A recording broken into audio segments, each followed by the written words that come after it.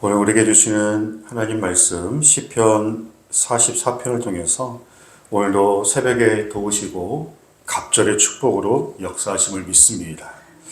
우리 하나님은 신실하십니다. 우리 하나님은 변치 않으십니다. 그 신실하신 하나님을 믿는 저희의 믿음도 신실해야 할 줄 믿습니다. 우리의 믿음이 항상 한결같이 변하지 않기 위해서는 어떤 방법이 있을까? 항상 기도하고 또 말씀 보고 은혜 안에 있어야겠지만 또 하나의 방법은 지난 삶 가운데서 나에게 역사하신 그 하나님의 은혜를 잊지 않는 것입니다. 당장 이 문제를 만나도 내 삶의 과거에 그때마다 응답하셨고 도우셨던 그 하나님이 지금도 신실하셔서 변함없이 나와 함께 하심을 믿을 때 우리는 현재 만나는 문제 속에서도 여전히 주만 바라며 또 기도할 수 있는 것이죠. 1절에 보시면 하나님이여 주께서 우리 조상들의 날 곧 옛날에 행하신 일을 그들이 우리에게 일러주매 우리가 우리 귀로 들었나이다. 유대인들은 항상 그 부모가 자녀들에게 하나님이 어떻게 역사하셨고 어떤 은혜를 주셨는지 이렇게 전수하고 신앙을 또 하나님의 은혜를 가르치는 그런 전통이 강합니다. 그래서 그것이 하나님을 믿는 그 믿음의 뿌리가 되는 거고요. 성경에 보시면 하나님을 떠날 때가 언제냐? 그 믿음을 잘 전수하다가 그 말씀이 끊어질 때 하나님께서 역사하셨던 그 시대의 인물들이 다 죽고 그 하나님의 말씀과 뜻을 전달하지 못해서 하나님을 모르는 세대가 나올 때 우상을 섬기고 또 그 믿음이 잘 전해지지 못하는 것들을 보게 됩니다. 그럼 시편 기자가 1절의 말씀을 통해서 조상들로부터 하나님이 행하신 역사에 대해서 들었다고 하는데 무엇을 들었을까요? 2절에 보시면 주께서 주의 손으로 뭇 백성을 내쫓으시고 우리 조상들을 이 땅에 뿌리박게 하심에 주께서 다른 민족들은 고달프게 하시고 우리 조상들은 번성하게 하셨나이다. 2절의 말씀을 보면은 어떤 사건이 우리가 느낄 수 있을까, 알 수 있을까요? 출애굽 사건과 가나안 정복한 이야기에 대해서 들었던 것 같습니다. 하나님께서 내 백성이 가나안 땅에 살 수 있도록 뭇 백성들, 그러니까 그 가나안 땅에 이미 살고 있는 민족들을 다 쫓아내시고 지금까지 우리 백성들이 가나안 땅에 살 수 있게 하신 것이 하나님의 전적인 은혜였다. 그 하나님의 역사하심들을 조상들을 통해서 윗대를 통해서 들은 것이죠. 그리고 가나안 땅을 정복할 때 사람의 어떤 무기나 칼, 능력과 실력으로 정복한 것이 아니라 하나님께서 전적으로 역사하셨음을 들었습니다. 3절에 보시면 그들이 자기 칼로 땅을 얻어 차지함이 아니요 그들의 팔이 그들을 구원함도 아니라 오직 주의 오른손과 주의 팔과 주의 얼굴의 빛으로 하셨으니 주께서 그들을 기뻐하신 까닭이니라. 출애굽하실 때에도 또 광야 이 홍해를 갈라주신 것도 만나를 주신 것도 반석을 쳐서 물을 주신 것도 요단강이 말라서 건너게 하신 것도 그리고 그 견고한 여리고성을 돌며 소리 질렀을 때 무너뜨리게 하신 것도 모든 전쟁에서 승리하시며 가나안 땅을 정복케 하신 것도 그들이 가지고 있는 칼이 아니라 하나님의 권능의 오른팔로 하나님의 능력으로 온전히 내 백성을 기뻐하셔서 정복하게 하셨다라고 들었습니다. 하나님이 내 백성을 기뻐하셨다. 이스라엘 백성들이 하나님께 기쁨이 될 만한 행동을 했을까요? 많이 없습니다. 그러니까 그런 역사와 은혜를 받을 만한 하나님이 기뻐하실 만한 그런 모습들이 없었는데 우리가 자식이 나면은 그냥 이쁜 거잖아요. 그러니까 하나님이 내 백성을 그냥 사랑하시기로 기뻐하시기로 축복하시기로 그렇게 마음을 먹으셨기 때문에 백성들은 원망불평이 있었지만 끝까지 하나님이 축복해 주셨다는 것을 이 시편 기자가 들었던 거예요.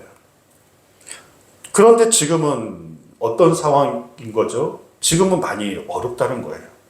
그러니까 먼저 시편 기자가 이렇게 옛날 하나님 역사해 주셨잖아요. 하나님 그때그때마다 우리 이 나라 민족을 도우시고 지금까지 살게 하셨잖아요. 이것을 회상하며 지난 과거의 은혜를 고백하는 것은 지금도 그렇게 역사해 달라는 거죠. 지금은 굉장히 어렵다는 겁니다. 9절에 보겠습니다. 그러나 이제는 주께서 우리를 버려 욕을 당하게 하시고 우리 군대와 함께 나아가지 아니하시나이다. 주께서 우리를 대적들에게서 돌아서게 하시니 우리를 미워하는 자가 자기를 위하여 탈취하였나이다. 지금 현실은 다른 나라의 공격을 받고 있고 나라가 위기에 처해 있고 또 모든 것들이 다 빼앗겨 있는 어려운 상황에 있습니다. 그러니까 하나님 왜 도와주시지 않습니까? 지난 과거에 조상들에게 들었던 하나님은 그런 분이 아니시라고 우리가 들었는데 지금 이 문제로부터 빨리 우리 이 나라 민족을 지키시고 도와주시옵소서. 지난 과거에 역사하셨던 하나님이 이번에도 역사해 달라고 하는 그런 기도, 또 하나님을 높여드리는 마음으로 시편 44편을 기록하고 있습니다. 실제적으로 이스라엘 백성들은 참 외부로부터, 우리나라도 그렇지만요, 외부로부터 많은 그런 이 공격, 전쟁이 있었습니다. 그리고 포로로 끌려가게 하는 그런 슬픈 과거의 역사도 있었죠. 신약 시대에도 기독교의 핍박이 시작되면서 지금까지도 우리나라는 그래도 좀 덜한데요. 저 중동이나 이슬람권에는 여전히 기독교의 핍박이 굉장히 심합니다. 하나님을 믿는 교회, 하나님 믿는 백성들, 하나님 믿는 나라들이 이런 환난과 핍박을 당하지 않도록 하나님이 좀 도와주시고 문제가 있더라도 길지 않게 빨리 도와주시고 기도하면 응답해 주시고 그러기를 모든 하나님 백성들이 바라고 소망하는 거잖아요. 우리가 기도하면 막 응답이 있으면 왜 기도하지 않겠어요? 막 더 신나서 기도하죠. 오늘 기도한 제목들이 막 팍팍 응답이 되면은 우리가 더 힘을 얻고 열심으로 기도할 것입니다. 그런데도 세상의 불신자들이 하나님이 어디 있냐? 기도 하나하나 똑같고 신앙생활 열심히 하는 당신들이 나보다 못 살지 않냐? 그러면서 하나님을 불신하고 있으니 하나님의 살아계신 것, 또 나의 기도를 들으신다면 속히 응답해 주시고 역사해 달라는 것이 비단 시편 기자의 고백이 아니라 우리의 마음일 수도 있습니다. 그런데 하나님이 왜 이렇게 하실까요? 하나님이 모르시는 것도 아니실 텐데 내 백성을 사랑하시고 영원히 우리와 함께 하신다라고 약속하신 하나님이신데, 근데 성경에서 대부분의 그런 이 환난, 심판, 그리고 그들이 어려움을 당한 대부분의 원인은 백성들이 하나님 말씀에 불순종했기 때문에 그렇습니다. 불순종해서 하나님이 그들을 버린 게 아니라 그들이 하나님을 외면했고 하나님을 무시하고 버렸기 때문에 하나님께서 징계와 심판을 통해 돌아오게 하시고 회복해 하시려고 때로는 그런 환난이 있었죠. 내 백성들은, 하나님 백성들은 그렇게 불순종하고 하나님 떠나고 또 하나님의 말씀을 외면할 때라도 하나님은 여전히 구원을 선포했고요, 자유를 선포했고 긍휼과 자비하심으로 끝까지 내가 너희와 함께 할 것이다 라고 하는 그 약속을 여전히 이스라엘 백성이든 저희들하고도 지켜주고 계신 줄 믿습니다.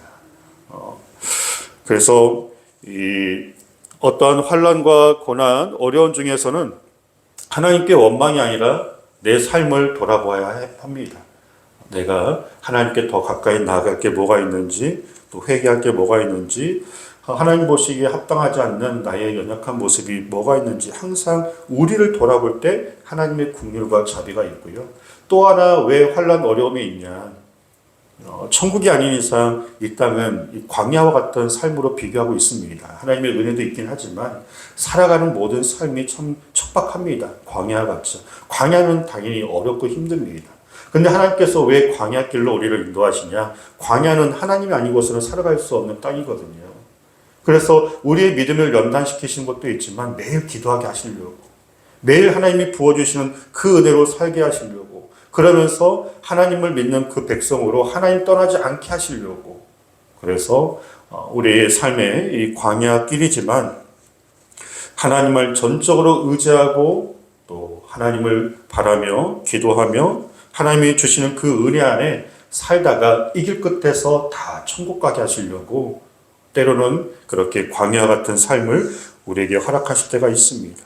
내 삶은 어렵지만 다시 한번 말씀드립니다. 하나님은 신실하십니다. 하나님은 선하십니다. 17절에 보시면 이 모든 일이 우리에게 임하였으나 우리가 주를 잊지 아니하며 주의 언약을 어기지 아니하였나이다. 우리의 마음은 위축되지 아니하고 우리의 걸음도 주의 길을 떠나지 아니하였으나. 그러니까 하나님이 우리를 잊지 않으시는 것처럼 어려움이 있고 고난이 있고 기도의 제목이 있다 할지라도 우리도 여전히 하나님께 기도할 것입니다. 그 문제로 인하여서 우리의 마음이 위축되지 않을 것입니다. 신실하신 하나님을 끝까지 믿고 우리가 해야 할 것은 하나님의 그 역사하심을 믿고 찬송하며 또 어떻게 일하여 주실 것인지 기도하셨다면 기대하십시오. 기대하시고 신뢰하십시오. 그 믿음의 분량만큼 하나님이 역사해 주십니다. 기도하겠습니다.